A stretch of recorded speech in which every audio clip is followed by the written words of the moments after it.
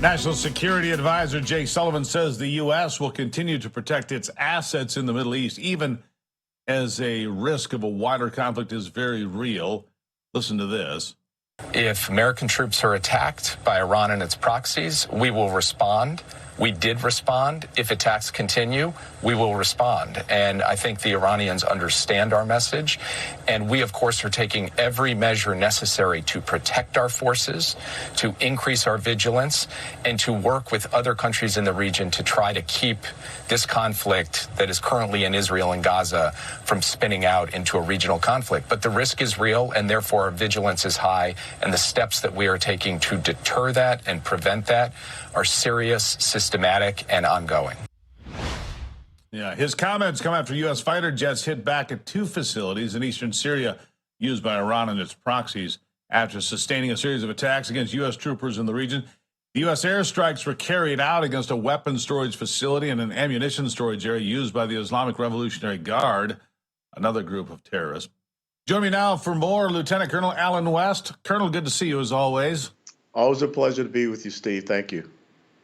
You know, generally, if you bring in one aircraft carrier task for, fleet task, you're going to say, look, don't mess around. You bring in two.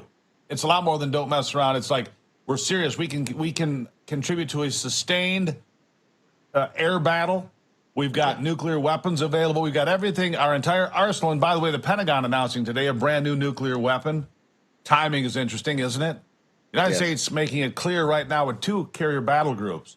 There's no game to be played here by anybody. Not Iran, not Hezbollah, not Syria, not anyone. Your thoughts? Well, it's very interesting that Jake Sullivan said that he believes that the Iranians are getting our message.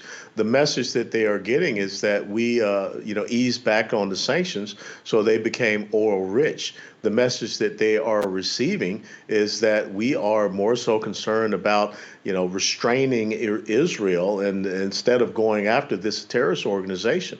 And you think about the message that Iran got from this administration when they granted a visa to their foreign minister to come here to the United States of America and speak in the United Nations and basically give a threat to the United States of America. And oh, by the way, at the beginning of last week, it was the 40th remembrance of the attack of Hezbollah in the Beirut barracks bombings, and we know that that was supported by Iran back on October the 23rd of 1983. So I don't think that, striking a couple of warehouses sends a message to Iran to cut it out. Until we start going after their capabilities in Hamas or Hezbollah, and oh, by the way, Hamas killed 30 Americans in that October the 7th attack, and there are Americans that are being held hostage by Hamas in Gaza right now.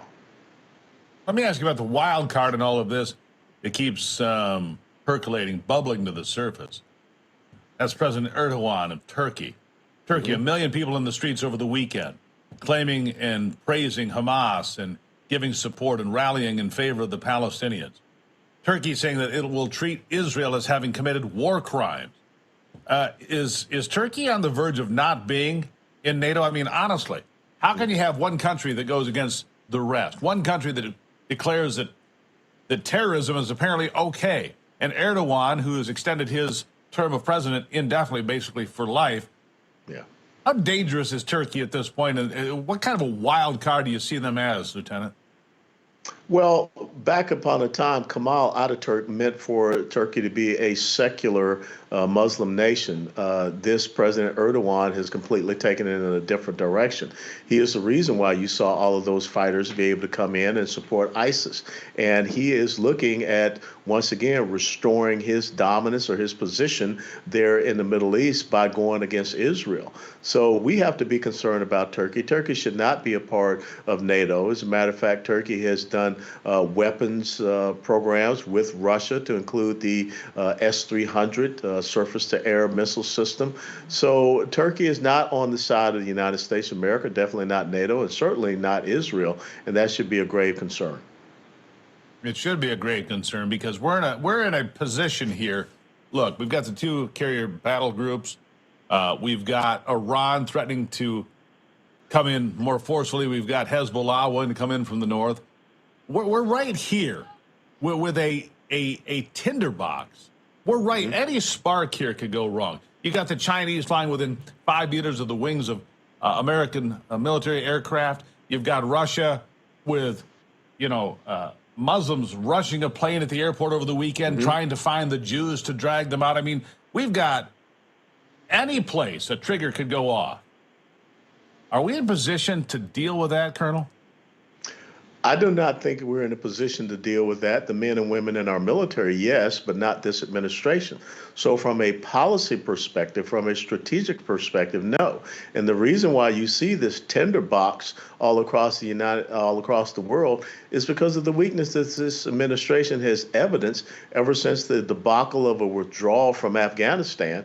And the focus of our military is not upon readiness and preparedness, and anyone knows that we're not meeting our recruitment and retention rates, but they're more so focused on cultural Marxism, gender dysphoria, murdering unborn babies in the womb, biological male taking showers with female troops. That's what the focus of this administration is when it comes to our national security. So this is a prime opportunity. This is the last year, pretty much so, of the Biden administration. And so the enemies of the United States of America are looking at how they can make gains all across the world. And even if we correct ourselves in the November 2024 election, we'll be too far behind the 8 ball to be able to dislodge them. Yeah, and here's the last thing I'd like to have you comment on is this. If Turkey, I want to go back to that just for a second. If Turkey sees Iran get involved, and America puts more boots on the ground in the Middle East for the first time since August of 21, but we're back in a more serious fashion. Everything could go off the rails, and then China might have an open lane to Taiwan, and we would have no capabilities to do much of anything about that, would we? Yeah, that's very hard. You're talking about the two major regional conflicts or contingencies, MRCs. And if you look at the Heritage Index of Military Readiness, we're not prepared for that. And our enemies know that. But this is where we have to leverage our allies in the region. We should be going and talking to the Kurds because that's a great leverage against Turkey. We should be talking, even more so about Israel and what type of capability and capacity they need. And we need to be talking to more countries in the Pacific Rim, because right now China has outpaced us as far as surface warships in the region between them and our United States Navy. So this is where we really have to do that incredible strategic alliance building. And again, the reputation of the United States of America after what they saw from us in Afghanistan is not really strong out there on the international front. Yeah, America's working on DEI and pronouns. China is working on a war machine like the world maybe has never seen before. Lieutenant Colonel Alan West, my friend, always good to have your insight. Thank you very much, Steve. God bless. God bless you, my friend. Coming up after the break, Mike Pence dropped out of the presidential race. Not too many people were surprised or would even notice. We'll look at his announcement and what other politicians had to say straight ahead on ABL.